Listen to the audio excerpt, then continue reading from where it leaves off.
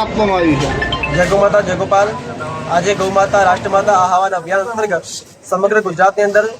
દરેક તાલુકા વાઇઝ મામલતદાર સાહેબને ગૌ માતા રાષ્ટ્રમાતા થાય, ગૌ માતા રાજ્યમાતા થાય, તેમજ ભારતભરની અંદર ગૌ હત્યા બંધ થાય અને ગૌને લગતા સરકારશ્રી કાયદાઓ નિયમો બનાવે અને ગૌ જે અત્યારે ગૌની કતલ થઈ રહી, ગૌ માતાની ઘણી દુર્દશા થઈ રહી, અમે સરકારશ્રીને વિનંતી કરીએ, પ્રાર્થના કરીએ ગૌ માતાને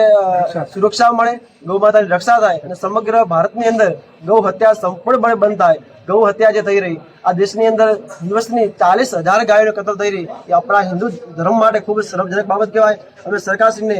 પ્રાર્થના હાથ જોડીને સમગ્ર ગૌ ભક્તો વિનંતી કરી રહ્યા કે અમારી ગૌ માતાને રાષ્ટ્રમાતા બનાવે, અમારી ગૌ માતા સુરક્ષિત થાય, અમારી ગૌ માતાને સુરક્ષા થાય, રક્ષા થાય, સંપૂર્ણ ભારતની અંદર ગૌ હત્યા બિલકુલ બંધ થાય એ માટે અમે થરાદ તાલુકામાં મામલતદાર સાહેબને આજે સમગ્ર ગૌ ભક્તો સાથે મળીને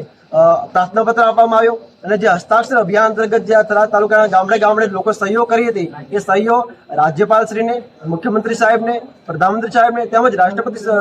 ત્યાં સુધી મોકલવા માટે વિવિધ ફાઇલો તૈયાર કરી એ અહીંયા સાહેબનો સુપ્રત કરવામાં આવી અને આશા રાખીએ છીએ અને સાહેબે આપણે બાંયધરી આપી કે અમે બધી આ ફાઇલો છેક ત્યાં પીએમઓ ઓફિસ સુધી, સીએમઓ ઓફિસ સુધી, રાજ્યપાલ ઓફિસ સુધી પહોંચાડશું અને યોગ્ય ન્યાય મળે એ માટે અમે સૌ માગણી કરશું।